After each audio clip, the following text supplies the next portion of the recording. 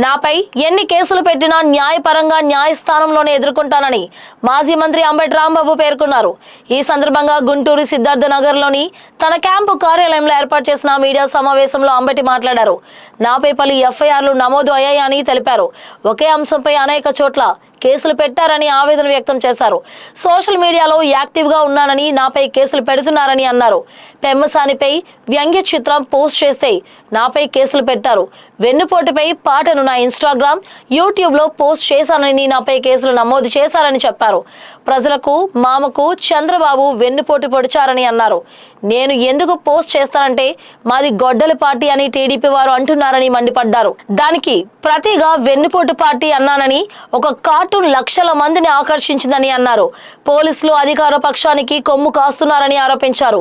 ప్రతిపక్షం విమర్శలు చేస్తే కేసులు పెడుతున్నారని మండిపడ్డారు. నన్ను కేసులతో భయపెట్టేది లేదని హెచ్చరించారు. ఈ ప్రజాస్వామ్య దేశంలో రాజకీయ నాయకుడికి పౌరులకి కొన్ని హక్కులు ఉంటాయి. నేను చాలా ప్రశ్నలు వేస్తున్నాను. ఈ రాష్ట్రంలో రాజకీయ విమర్శలు చేస్తుంటే దానికి పోలీసులు సమాధానం చెప్పాలా? వీరు కదా సమాధానం చెప్పాల్సింది.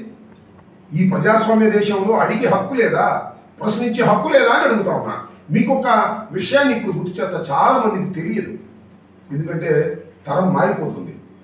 ఎన్టీ రామారావు గారు, నందమూరి తారక రామారావు గారు, ఎవరైతే చంద్రబాబు నాయుడు గారి మామగారు, ఎవరైతే చంద్రబాబు నాయుడు గారు వెన్నుపోటు పొడిచి ఈ రాజకీయ పార్టీని లాక్కున్నటువంటి ఎన్టీ రామారావు గారు ముఖ్యమంత్రిగా ఉన్న రోజుల్లో సినిమాలు తీశారు. వ్యంగ్య సినిమాలు మీకు గుర్తున్నాయి లేదో.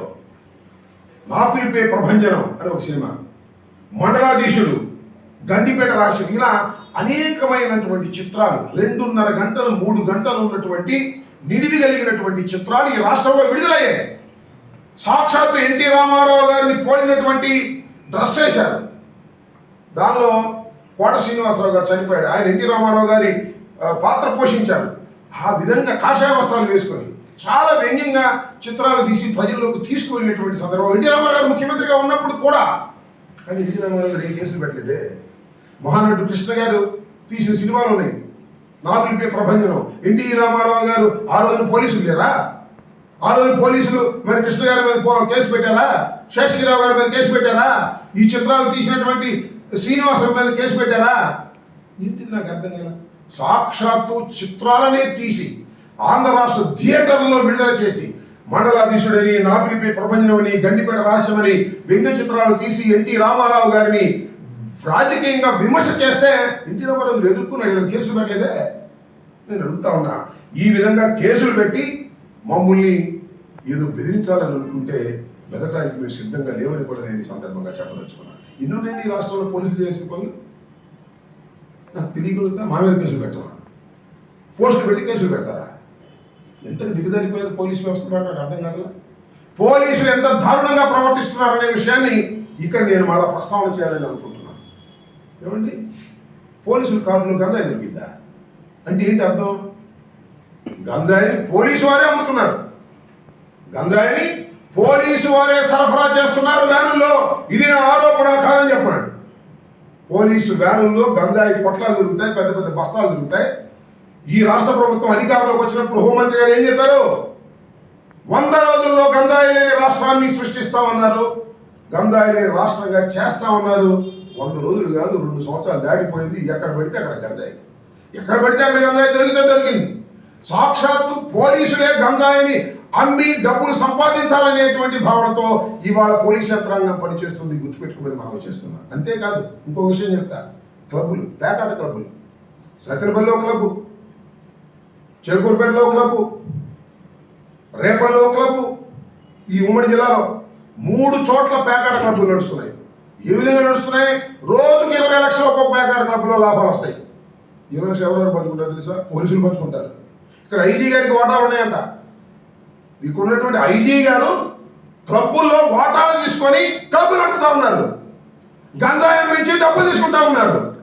మా మీద ఈ సిల్లీ కేసులు పెట్టవేంటంటే లా ఆర్డర్ కాపాడండి సార్. పోలీసు వ్యవస్థను అడుగుతా ఉన్నా, డీజీపీని అడుగుతా ఉన్నా, ఐజీని అడుగుతా ఉన్నా. ఈ రాష్ట్రంలో ఎక్కడ పడితే అక్కడ గంజాయి అమ్ముకొని పోలీసులే డబ్బులు సంపాదించి ఐజీ లాంటి వారికి ఓటాలు ఇస్తున్నారు. 3 చోట్ల పేకాట క్లబ్బులు నడుస్తూ ఉంటే రోజుకి 20 లక్షల రూపాయలు సంపాదిస్తూ ఉంటే దానిలో ఐజీకి డబ్బులు ముడుతూ ఉన్నాయి. ఇది నా రాజకీయ విమర్శ, నా దగ్గర సోర్స్ ఉంది, అవసరమైనప్పుడు చెప్తాను. ఎందుకు జరుగుతా ఉన్నాయి క్లబ్లు అని అడుగుతా ఉన్నా. చిలుకూరుపేటలో ఎందుకు క్లబ్ జరుగుతూ ఉంది? సత్యపల్లి ఎందుకు క్లబ్ జరుగుతూ ఉంది? రేపల్లి ఎందుకు క్లబ్ జరుగుతూ ఉంది? అక్కడ ఉన్నటువంటి తెలుగుదేశం నాయకులు, పోలీసులు, ఐజీ గారు మొత్తం కుమ్మక్కాయ డబ్బులు సంపాదించి వాటాలు వేసుకుంటున్నారు తప్ప లాంటి కాపాడటంలా. ఎవరు శ్రీనివాసరావు కంప్లైంట్ ఇస్తే RRR మీద రిజిస్టర్ చేయలేదట కేసు. ఇవాళ కోర్టువారు అడిగారు ఎందుకు రిజిస్టర్ చేయలేదని. అంటే మీకు అనుకూలంగా ఉన్న వాళ్ళ కేసు రిజిస్టర్ చేస్తారు, అనుకూలంగా లేని వారి కేసు రిజిస్టర్ చేయరు. నేను ఇచ్చిన కంప్లైంట్స్ మీద, ఎస్పీ ఆఫీస్కి ఇచ్చిన కంప్లైంట్స్ మీద సుయి లేదు, సై లేదు. కానీ ఎవరు ఇచ్చారంట ఒక కేసు, ఎవరైనా ఈ పేరు చెప్పారు, చిగురుపాటి సత్యనారాయణ అంట, ఎలియాస్ నాని, నా మీద కేసు ఇచ్చారంట. రాంబాబు గారు పాట పెట్టారండి, ఆ పాట వెన్నుపోటు పాట అని మళ్ళీ చెప్తున్నా. చంద్రబాబు నాయుడు గారి తెలుగుదేశం పార్టీ కాదు, అది వెన్నుపోటు పార్టీ. మళ్ళా చెప్తా. ఇలాంటి 100 పాటలు నా యూట్యూబ్ ఛానల్లో పెడతాను. అవి రాజకీయ విమర్శలు తప్ప మరొకటి కాదు. దానిలో ఎవరిని కించపరచాలనే ఉద్దేశం లేదు. నా రాజకీయ విమర్శలు కొనసాగుతూనే ఉంటాయి. ఉపన్యాసాల ద్వారా కొనసాగుతూ ఉంటాయి, పాటల ద్వారా కొనసాగుతూ ఉంటాయి. నేను డ్యాన్సుల ద్వారా కూడా కొనసాగించినటువంటి సందర్భాలు ఉన్నాయని కూడా ఈ సందర్భంగా నేను మనవి చేస్తున్నాను. ఇది ఒక ప్రక్రియ. రాజకీయంగా వ్యంగ్యంగా చిత్రాలు వేయటం, కార్టూన్లు వేయటం అనేది, సోషల్ మీడియా చేయటం అనేది ఇది ఒక రాజకీయ సాంప్రదాయం. దాన్ని ఎదుర్కోలేక భయపడి కేసులు పెట్టి నన్ను ఏదో మీరు చేయాలనుకుంటేనో, వైఎస్ఆర్ కాంగ్రెస్ పార్టీని చేయాలనుకుంటేనో అది సరైనటువంటి విధానం కాదని మాత్రం చాలా స్పష్టంగా, ముఖ్యంగా పోలీసు వారికి, నారా చంద్రబాబు నాయుడు గారికి, లోకేష్ గారికి చెప్పదలుచుకున్నాను. ఇప్పటికైనా మీరు నా మీద కేసు పెట్టారు, శభాష్, ఎదుర్కొంటాను. న్యాయస్థానాల్లో కేసులు ఎదుర్కొంటాను. నేను పారిపోయేటటువంటి వ్యక్తిని కాదు. నేను ఇచ్చాను కంప్లైంట్స్, ఎస్పీ ఆఫీస్ గారికి కంప్లైంట్ ఇచ్చాను. నేను జగన్మోహన్ రెడ్డి గారిని, మమ్మల్ని వ్యంగ్య చిత్రాలు పెట్టి యూట్యూబ్లో, ఇన్స్టాగ్రామ్లో విచ్చలవిడిగా నీచంగా మాట్లాడుతున్నారు, కేసు రిజిస్టర్ చేయమంటే ఎందుకు రిజిస్టర్ చేయరు? నా మీద ఎందుకు రిజిస్టర్ చేస్తారు? What the difference? వ్యవస్థ అనేది నిష్పక్షపాతంగా నడవడం లేదు. చంద్రబాబు ఆదేశాల మేరకే నడుస్తుంది. చంద్రబాబు ఎవరి మీద కేసులు పెట్టమంటే వాళ్ళ మీద కేసులు పెడుతుంది. అన్యాయమైన, అక్రమమైన కేసులు పెడుతున్నారు. ఇది ఒక ఉదాహరణ. మంత్రులు లోపలేశారు, మాజీ మంత్రుల్ని ఎంతమంది వేశారండి? అంటే పోలీస్ వ్యవస్థ చేసేది లా అండ్ ఆర్డర్ కాపాడటం, క్లబ్బులు పెడుతుంటే వాటి మీద రైడ్ చేయటం, గంజాయి సరఫరా చేస్తుంటే వాటిని పట్టుకోవటం మానేసి క్లబ్బులే వాళ్ళు అడుగుతున్నారు, గంజాయి వాళ్ళు అమ్ముతున్నారు, మా మీద కేసులు పెట్టి లోపల పెట్టాలనుకున్నారు. ఇవాళ చూడండి, ఇవాళ జైల్లో ఒక మాజీ మంత్రి ఉన్నాడు, కారుమూరి నాగేశ్వరరావు గారు, ఒక మాజీ ఎమ్మెల్యే ఉన్నారు, మన గుంటూరు 2కి సంబంధించిన మాజీ ఎమ్మెల్యే, ఇద్దరు జైల్లో ఉన్నారు. ఇవాళ వీరి కోసం ప్రయత్నం చేసుకుంటున్నారు. అంటే రాజకీయ కక్షల కోసమే పోలీసు వ్యవస్థను ఉపయోగించుకోవాలనుకునేటువంటి క్రమంలో పోలీసులు ఏం చేసినా రైట్ అంటున్నారు అంతే. లేకపోతే వాడు రాజకీయ కక్షకు ఉపయోగపడరు కాబట్టి రైట్, నువ్వు గంజాయి అనుకో పో, నువ్వు క్రమం డబ్బులు తీసుకో పో. నాకు అర్థం కాదు, ఏం సాంప్రదాయం ఇది? ఎంత ప్రమాదకరమైన సాంప్రదాయం. పోలీసు వ్యానుల్లో గంజాయి జరిగిద్దా? పట్టబదులు 24 గంటలు సత్యనపల్లి క్లబ్ నడుస్తుంది తెలుసా మీకు? తెలంగాణ నుంచి వచ్చి ఆడుతున్నారు, దగ్గరేడి నారాయణ సాగర్ తెలంగాణ నుంచి వచ్చి ఆడుతున్నారు. ఫుల్ క్యాష్ సాయంత్రం లెక్కేసుకుంటున్నారు, 20 లక్షలు. పోలీస్ డిపార్ట్మెంట్కి ఎంత, ఐజీ గారికి ఎంత, లోకల్ ఎమ్మెల్యేకి ఎంత, తెలుగుదేశం నాయకులకి ఎంత. Same to same Chilakaluripet, same to same Repalle. పోలీసులు ఎక్కడ నడుపుతుంటే ఏం చేయాలి? పోలీసులే గంజాయి అమ్ముతుంటే ఏం చేయాలి? ఇంకా లా అండ్ ఆర్డర్ ఎక్కడ కాపాడబడుతుంది? ఈ ప్రశ్నలు రాష్ట్ర ప్రజానీకం ఆలోచించాలని మనం చేస్తున్నాం. ఇంత దుర్మార్గంగా పోలీసు వ్యవస్థని సర్వనాశనం చేసేటటువంటి కార్యక్రమంలో ఇవాళ చంద్రబాబు నాయుడు గారు నిమగ్నమై ఉన్నారు, వాళ్ళ అబ్బాయి నిమగ్నమై ఉన్నారు. ఇలాంటి తప్పుడు కేసులు, ఫాల్స్ కేసులు మా మీద పెట్టి బెదిరించాలనేటువంటి ప్రయత్నం చేయడం చాలా దురదృష్టకరమని కూడా ఈ సందర్భంగా నేను చెప్పదలుచుకున్నాను. దేన్నైనా ఎదుర్కొన్నాం, ఏమీ ఇబ్బంది లేదు. న్యాయపరంగా దేన్నైనా ఎదుర్కోవడానికి మేము సిద్ధంగా ఉన్నాము. ప్రతిపక్షానికి ఒక న్యాయం అనేటువంటి పద్ధతుల్లో పోలీసు వ్యవస్థ ఈ ప్రజాస్వామ్యంలో, గుంటూరులో వ్యవహరిస్తుందని చెప్పడానికి ఇంతకన్నా పచ్చి ఉదాహరణ ఏం కావాలి అంటున్నా. ఇచ్చిన అరగంటలో రిజిస్టర్ చేశారు. ఎవరో నాని అంట, ఇచ్చిన అరగంటలో మీద కేసు రిజిస్టర్ చేశారు. నేను సాక్ష్యాధారాలతో సహా తీసుకువెళ్తే రిజిస్టర్ చేయలేదు ఇది సరైనటువంటి విధానం కాదు. సార్ ఓకే, నా మీద కేసు రిజిస్టర్ చేశారు, I can face in the court. FIR register చేసినంత మాత్రాన నేను నేరస్తుని అయిపోను. I will on grad here 100 FIR register చేసినా నేను నేరస్తుని. నేరారోపణ చేసినటువంటి వాడినే.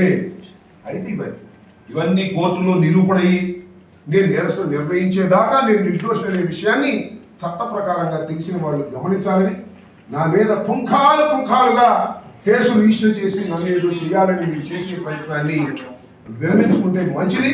విరమించుకోకపోతే దాన్ని ధైర్యంగా ఎదుర్కోవడానికి నాకు చూడండి లీగల్ టీం చాలా పెద్ద టీం ఉంది వైఎస్ఆర్ కాంగ్రెస్ పార్టీకి. ఇక్కడ కోర్టులోను, అదేవిధంగా హైకోర్టులో, అవసరమైతే సుప్రీంకోర్టులో కూడా మా లీగల్ టీమ్స్ చాలా బలంగా ఉన్నాయి. మీరు మమ్మల్ని ఏదో చేయాలని ప్రయత్నం చేస్తే సరైనది కాదు. జగన్మోహన్ రెడ్డి గారి మీద వ్యంగ్య చిత్రాలు పెట్టినటువంటి వారి మీద నేను కేసు రిజిస్టర్ చేయలేదు. ఇప్పటికైనా సిగ్గు తెచ్చుకొని పోలీసు వ్యవస్థ వీటి మీద కేసు రిజిస్టర్ చేయాలని కూడా ఈ సందర్భంగా నేను విజ్ఞప్తి చేస్తున్నాను. చేయకపోతే కోర్టు ద్వారా మేము ఎదుర్కొంటామని కూడా ఈ సందర్భంగా చెప్పదలుచుకున్నాను. రాష్ట్రంలో ఇది ప్రజల్లో విస్తృతంగా వెళితే భయం ఎందుకని అడుగుతా ఉన్నాను. నేను ఇంకొక విషయాన్ని కూడా ఇక్కడ చాలా స్పష్టంగా చెప్పదలుచుకున్నాను. జగన్మోహన్ రెడ్డి గారి మీద, మా మీద ఏఐతో నీచంగా విమర్శిస్తూ తీసినటువంటి చిత్రాలు మీరు ఇన్స్టాగ్రామ్లో, యూట్యూబ్లో చూస్తూ ఉన్నారు. దీని మీద నేను ఎస్పీ ఆఫీస్కి వెళ్ళి కంప్లైంట్ చేశాను. నా పేరు మీద ఒక కేసులో రిజిస్టర్ చేశారండి. నేను పాట పెడితేనే నా మీద కేసు రిజిస్టర్ చేశారే. సాక్షాత్తు జగన్మోహన్ రెడ్డి గారిని, మాజీ ముఖ్యమంత్రిని, ఆయన ఫోటోలు పెట్టి వ్యంగ్యంగా, విచ్చలవిడిగా, నీచంగా వారి కుటుంబ సభ్యుని కూడా విమర్శిస్తూ ఉంటే వాటి మీద స్వయంగా మాజీ మంత్రిగా ఉన్నటువంటి నేను వెళ్ళి ఎస్పీ ఆఫీస్లో కంప్లైంట్ ఇస్తే ఎందుకు రిజిస్టర్ చేయలేదు? ఒక పాట పెట్టగానే ఎందుకు రిజిస్టర్ చేస్తున్నారు? నేను ముఖ్యంగా పోలీస్ వారిని అడుగుతా ఉన్నా, మీరు నిష్పక్షపాతంగా వ్యవహరించడానికి ఎందుకు ప్రయత్నం చేయటం లేదు? రాజకీయంగా ఒక వ్యంగ్యాన్ని నేను పెడితే వ్యంగ్యంగా ఎదుర్కోవచ్చు, చంద్రబాబు నాయుడు గారు ఎదుర్కోవచ్చు, నారా లోకేష్ గారు ఎదుర్కోవచ్చు, లేదా తెలుగుదేశం పార్టీకి చెందిన నాయకులు కూడా వ్యంగ్యంగా మనం విమర్శ చేయొచ్చు. నేను పాట పెడితే మరొక పాట పెట్టచ్చు. రాజకీయంగా నేను విమర్శ చేస్తే మరొక విమర్శ చేయొచ్చు. కానీ పోలీస్ స్టేషన్కి వెళ్ళి పోలీస్ స్టేషన్ తలుపులు తట్టి కేసులు బుక్ చేసి ఆ విధంగా నాకు సమాధానం చెప్పాలని అనుకోవటం మీ అమాయకత్వాన్ని మనం చేస్తున్నాం. ఎందుకంటే ఇది చేస్తున్నారు. ఆ పాటని మీకు ఒక్కసారి వినిపించాలనేటువంటి ప్రయత్నం కూడా నేను చేస్తున్నాను. దయచేసి ఆ పాటను వేయవలసిందిగా కోరుతున్నాను.